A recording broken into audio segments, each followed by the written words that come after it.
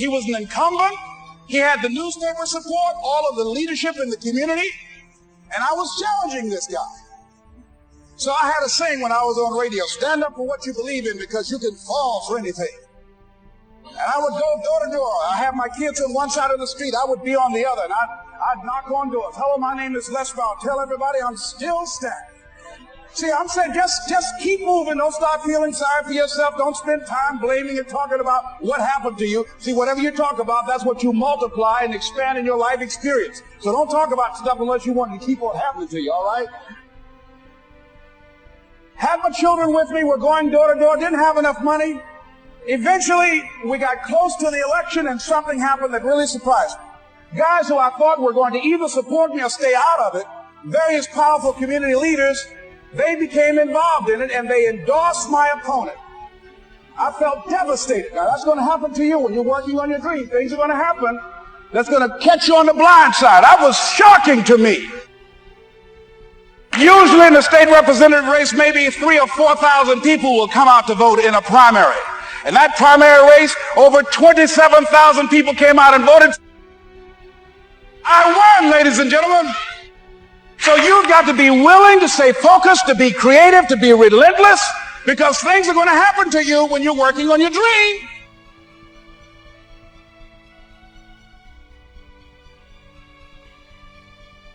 And so the things happen in life. When you have goals and dreams, things happen.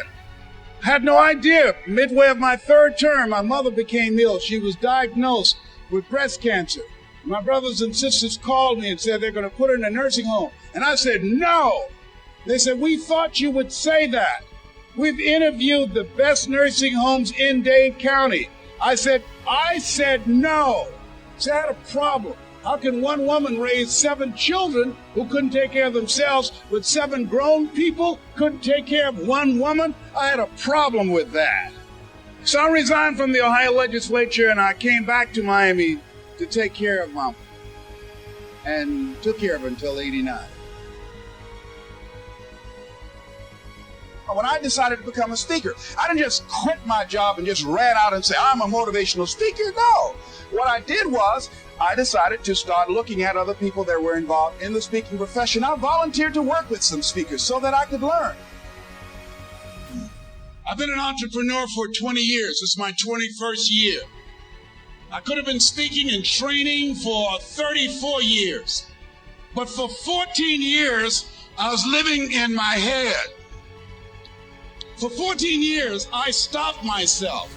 For 14 years, I used to go see Zig Ziglar, that I considered the #1 motivational speaker on the planet. Zig Ziglar and Tony Robbins, they're the best on the planet.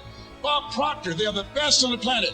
Jack Canfield, Mark Victor Hansen, T. Harv Eckert. I would go and see them, and then I would leave, and my conversation with myself was, my heart would say, I can do that. And then my mind would ask, how? How would you do that, Les Brown?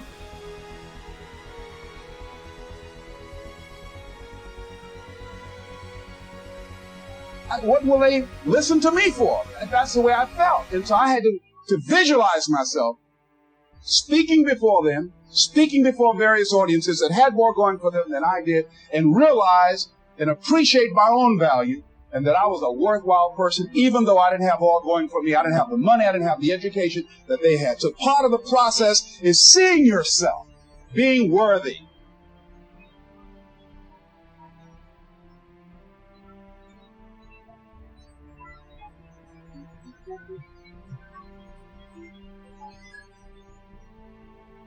I never worked for a major corporation. I wanted to speak for corporations. I was afraid I would be exposed because I don't have a college education. I felt inferior because of the fact that I don't have a college education. I allowed that level of fear of failure to stop me. And because I never had any experience in it, I assumed that I could not do it.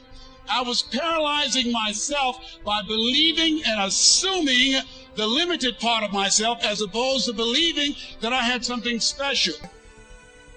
It was hard when just over 3 years ago, in the Penobscot building in Detroit, Michigan, where I was operating my business, and I fell on some hard times, and I was sleeping in my office. It was hard coming into the lobby, and the security said, "Excuse me, Mr. Brown, can we see you for a moment?" And I said, "Yes." And I walked up to the counter, and he gave me an envelope. And he said, "Would you mind reading it here?" And I opened the envelope, and the envelope was from management that says, "This is an office tower. It's not a hotel. Please do not sleep in your office." And I said, "Excuse me, sir." I said, "I just work long hours in creating my business. I'm an entrepreneur. And right now things are bad for me. But they're not going to be this way always.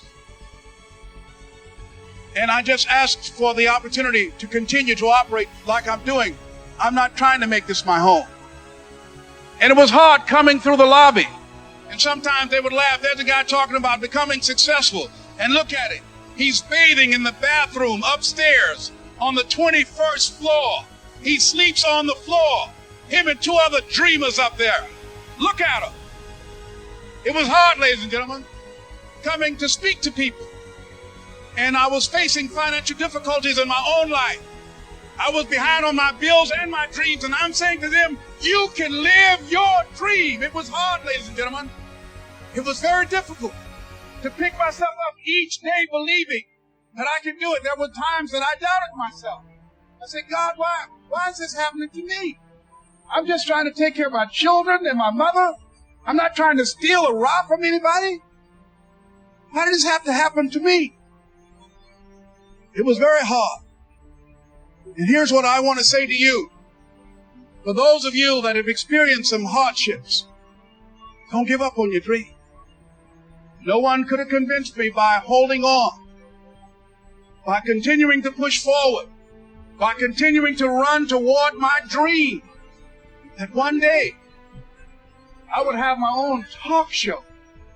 It's a long shot, ladies and gentlemen, from Liberty City, an abandoned building on a floor, never knowing my mother or father. It's a long shot. Being here with you today in this dome in Atlanta, it's a long shot. No college training, labeled educable, mentally retarded, but I kept running toward my dream.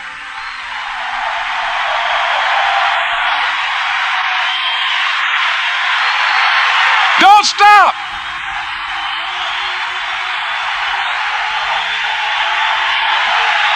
Don't stop.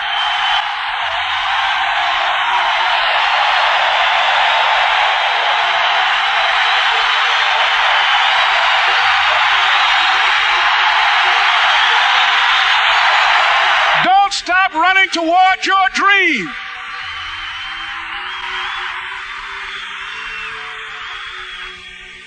It's very important as you hold on to that dream.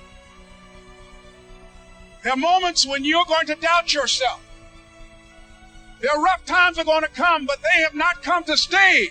They have come to pass. It's very important for you to know that. Don't say, "I'm having a bad day." Say, "I'm having a character building day."